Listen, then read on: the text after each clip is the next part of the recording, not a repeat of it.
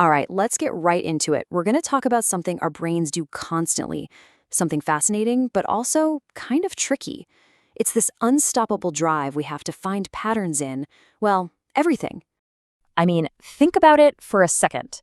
You've done this, right?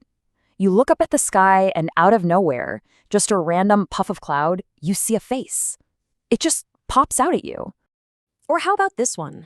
You're listening to a song and wow, the lyrics just hit you.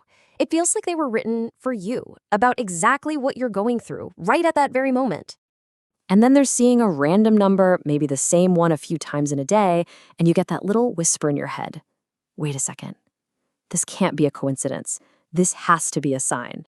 Look, if you said yes to any of that, you're not weird. At all. You're just human.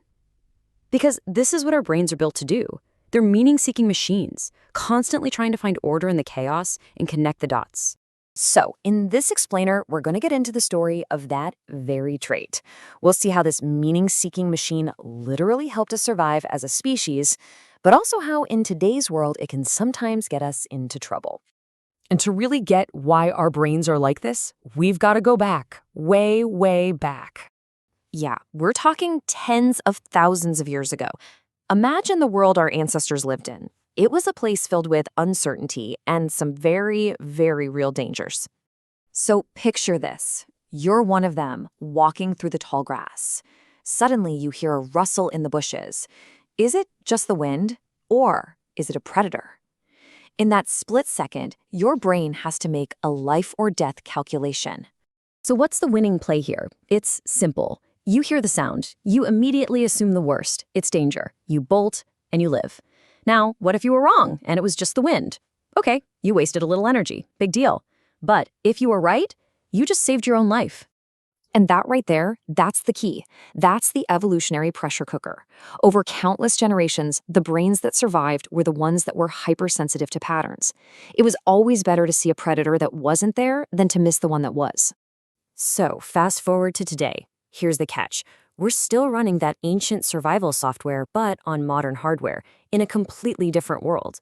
A world where, let's be honest, most of the time, the rustle in the bushes is just the wind. And this whole tendency, it actually has a name. It's called apophenia. You can think of it as our brain's default setting. Connect unrelated things to find a pattern. It doesn't really care if the pattern is real or not. A really common form of this is something called pareidolia. That's what's happening when you see the man in the moon, or a face at an electrical outlet. Your brain isn't doing a detailed analysis. It's asking a super fast, simple question. Hey, does that kind of, sort of look like a face? If the answer is even a maybe, boom, it fills in the rest for you. And this is a really crucial point. Your brain doesn't wait around for all the facts. It absolutely hates a vacuum of information. It would much rather create a story, even a wrong one, than have to deal with the discomfort of uncertainty. Okay, but here's where things get really interesting. This whole pattern-seeking thing, it's a total double-edged sword. It's the very thing that fuels our greatest moments of genius, but it's also the source of some of our biggest mistakes. I mean, look at this. It's literally two sides of the same coin. The exact same mental wiring that allows a scientist to connect the dots and make a discovery, or an artist to create something beautiful, that same wiring, when it's left unchecked, is what leads to superstition, to harmful biases, and yeah, to believing in wild conspiracy theories. And you know what? Once our brain locks onto a pattern it likes, it hires a bodyguard to protect it. That bodyguard is called confirmation bias. It basically acts like a lawyer with a single mission: find any and all evidence that proves its client, your existing belief, is right, and ignore everything else. It's why if you think you're an unlucky person, you'll remember spilling your coffee in super high definition, but you'll totally forget the 5 or 6 good things that happened to you that same morning. Your brain isn't on a quest for the objective truth. Nope, it's searching for consistency.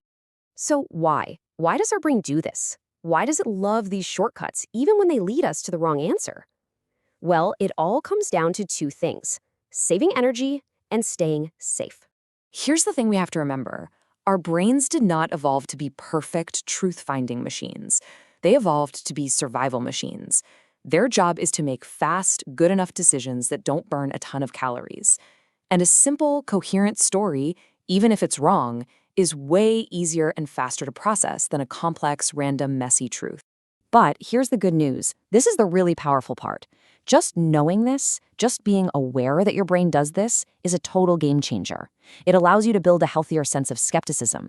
You can start to pause before you jump to conclusions. You start to see that sometimes a coincidence is just a coincidence.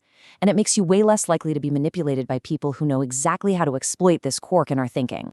So what's the big takeaway here? If our brains are hardwired this way, are we just stuck with it? Absolutely not. This might be the most important thing to remember from all of this. You have a brain, but you are not your brain. You aren't just your automatic programming. You have this incredible power of awareness. You can actually watch your brain do its thing, watch it connect the dots, and you can say, hey, thanks for trying to keep me safe. And then you can make a conscious choice to ask, wait a minute, is that pattern really there? So I want to leave you with a practical tool. The next time you feel that pull, that feeling that a coincidence is just too perfect or a story fits together a little too neatly, just pause and ask yourself this one question. It's not about taking the magic out of the world. It's about giving yourself the wisdom to tell the difference between what's real and what's just your amazing, ancient, and very clever brain doing exactly what it was designed to do.